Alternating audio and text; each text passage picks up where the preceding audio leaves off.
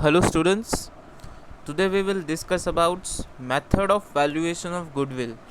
Goodwill का valuation करने की जो मेथड्स है उसके बारे में हम डिस्कस करेंगे।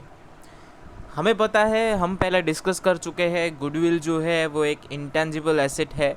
इंटेंजिबल का मतलब होता है कि जिसको हम जो है वो देख नहीं सकते, जिसको हम टच नहीं कर सकते, ऐसी एसेट इंटेंजिबल एसेट कहलाती है। और गुडविल जो है वो भी एक इंटेंजिबल एसेट है। इंटेंजिबल एसेट्स में अगर हम बात करें तो कौन कौन सी एसेट्स आती है, पहले उसको देख लेते हैं, उसके बाद मेथड्स की ओर आगे बढ़ेंगे। तो इंटेंजिबल एसेट्स की बात करें तो इंटेंजिबल एसेट्स हमारे पास है goodwill, patent, trademark, copyright, franchise. ये सारी हमारी जो है वो इंटेंजिबल एसेट्स है, बराबर। सो इंटेंजिबल एसेट्स है तो उनको डिटरमिन करने के लिए भी कुछ स्पेसिफिक जो है वो मेथड्स होंगी। जैसे टेंजिबल एसेट्स डिटरमिन होती है वैसे इंटेंजिबल नहीं होती। उनको डिटरमिन करने के लिए, उनकी वैल्यू डिसाइड करने के लिए स्पेसिफिक मेथड्स है, उनको हमें डिस्कस करना है।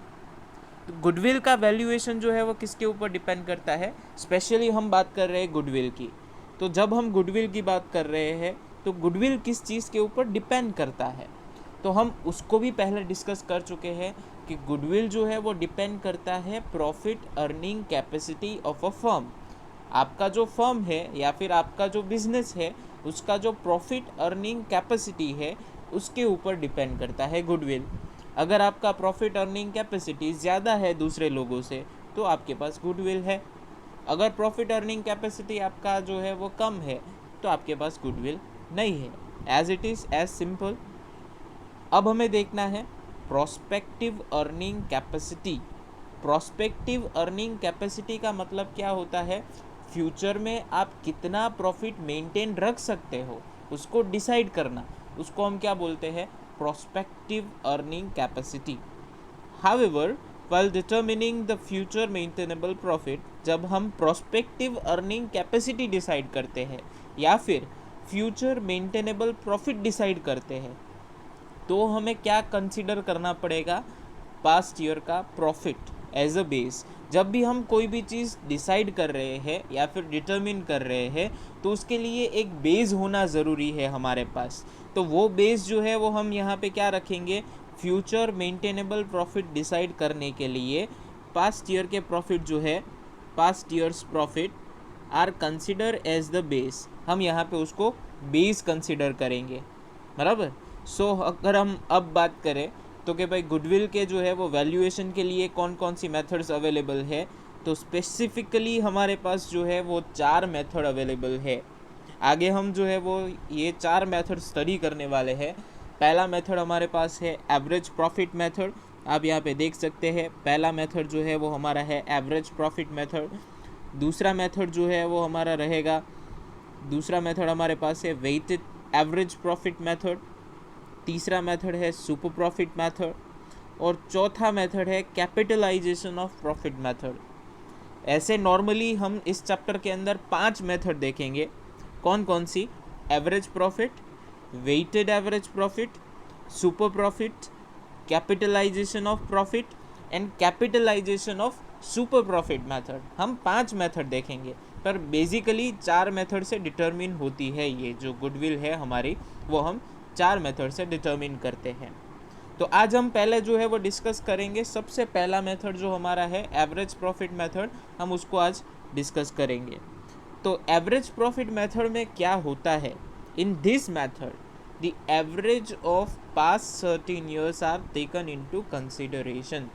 पास्ट के कुछ ईयर का जो प्रॉफिट है, the past years profit is taken into consideration. For example 2018 का ईयर अगर चल रहा है तो 2015 से लेके 2018 तक का जो है वो प्रॉफिट कंसिडरेशन में हम लेंगे। Okay, so average profit is to be multiplied by certain number of years for the valuation of goodwill.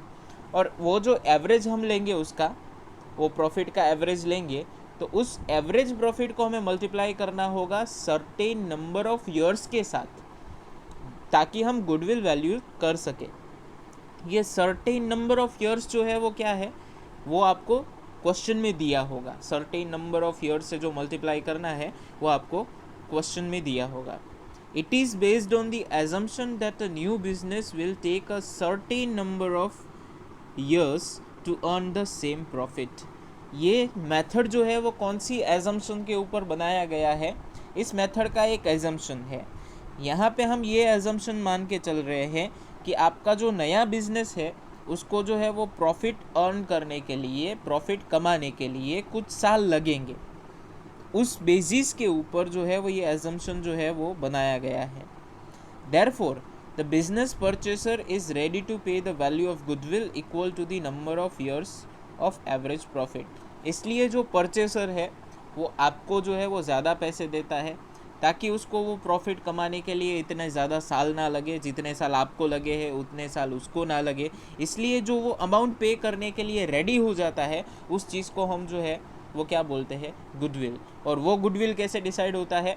Average profit पे. पिछले कुछ साल का प्रॉफिट का एवरेज लेंगे और वो एवरेज जो है वो हम उसको पे कर देंगे, तो वो जो है वो हमारा गुडविल होता है. Generally the multiplication of average profit and the number of years during which the anticipated profits are expected is known as goodwill. जब हम एवरेज प्रॉफिट को सर्टेन ईयर्स के साथ मल्टीप्लाई करते हैं तो हमें जो है वो गुडविल मिलता है. तो हमें यहाँ पे क्या करना होगा? तो हम 2 स्टेप के अंदर जो है वो पूरा सम सॉल्व करेंगे. सबसे पहला स्टेप जो है वो हमारा है एवरेज प्रॉफिट. ये रहा एवरेज प्रॉफिट. एवरेज प्रॉफिट में क्या करना है? आप देख सकते हैं total profit of given years. आपका जो प्रॉफिट दिया है, आपको क्वेश्चन में प्रॉफिट दिया होगा, वो प्रॉफिट आपको लेना है और उसको आपको जो है वो डिवाइड कर देना है नंबर ऑफ ईयर्स के साथ. Total profit divided by number of years. ऐसे आपको क्या मिलेगा? एवरेज प्रॉफिट मिल जाएगा. एंड देन दूसरा स्टेप जो है वो हमारा क्या होगा?